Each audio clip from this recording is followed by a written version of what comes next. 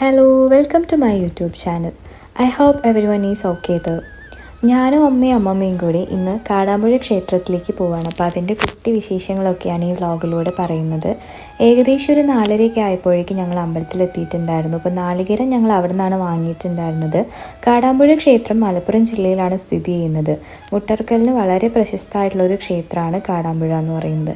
അപ്പോൾ ഏകദേശം ഒരു 5:30 ആയപ്പോഴേക്കും ഞങ്ങൾ അമ്പലത്തിലെത്തിയിട്ടുണ്ടായിരുന്നു. രാവിലെ പോയതുകൊണ്ട് തന്നെ ഇതേ അമ്പലത്തിൽ ഒരുപാട് നേരം നിന്ന് തൊഴാനായി.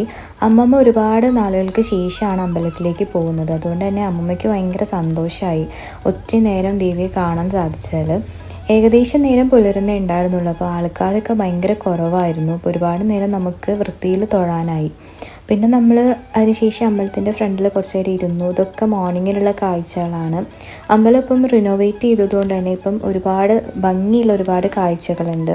പിന്നെ അതേ അമ്മമ്മയ്ക്ക് ഒരു ചായയൊക്കെ വാങ്ങിച്ചു കൊടുത്തു. അതിനുശേഷം ഞങ്ങൾക്ക് ഒരു അമ്പലത്തിലൂടെ പോകാനുണ്ടായിരുന്നു. അപ്പം അതാണ് ഈ പോകുന്നത്.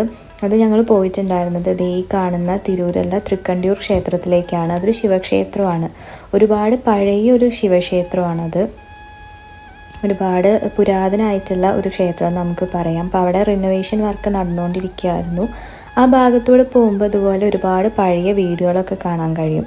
അതിനുശേഷം ഞങ്ങൾ റിനോവേറ്റ് ചെയ്ത ഗണപതി ഭവനിലാണ് പോയിട്ടുണ്ടായിരുന്നത്.